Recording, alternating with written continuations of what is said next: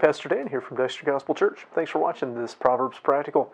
Today's proverb talks about the blessing of satisfaction with faithfulness. We're in Proverbs 5, verse 18, and it says, "Let thy fountain be blessed, and rejoice with the wife of thy youth." So Proverbs 5 is an extended warning against the terrible danger of unfaithfulness. There's always going to be people and temptations that will pull us away from what is right. How do we resist those temptations? By refusing to live in dissatisfaction, and we do that by choosing to find joy and satisfaction in what is right, and especially and specifically in Proverbs 5, in the relationships that God has placed us in. In the last few verses, he gave the metaphor of a well, a cistern, a fountain, speaking of having just overflowing waters that are yours alone to drink. But this passage is not talking about water. It's talking about your wife, your spouse. It's talking about your marriage. It's talking about the relationship that we should be faithful in order to avoid the relationship that we should avoid and might be tempted to. The metaphor, the well, the fountain, the cistern, it's all talking about our relationship with our spouse.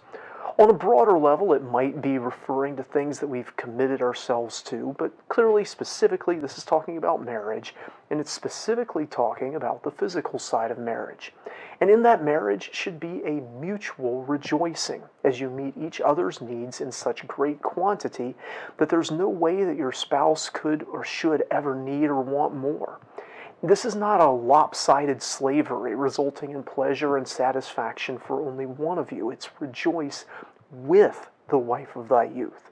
This implies that you keep the same wife and that the two of you continue to passionately love each other and devote yourselves to each other all the way through your lives, and you're both rejoicing in this. As you devote yourself to having the best relationship possible with the person you have, you aren't directing your attention and efforts towards someone you shouldn't have. Well, how do you prevent yourself from having an adulterous relationship with someone other than your spouse? By focusing on the delights of a bountiful relationship, including a physical relationship with your spouse. How do I know this is talking about the physical relationship? Well, that's going to become clear from the next verse, which we'll see in our next video. I hope this video is a help to you. If so, hit that thumbs up button to give it a like. If you haven't already, subscribe to our channel for more comments on the scriptures. We'd love to see you in the comments here, particularly if you have prayer requests or questions about the scriptures, and we'd love to see you in person here at Dexter Gospel Church.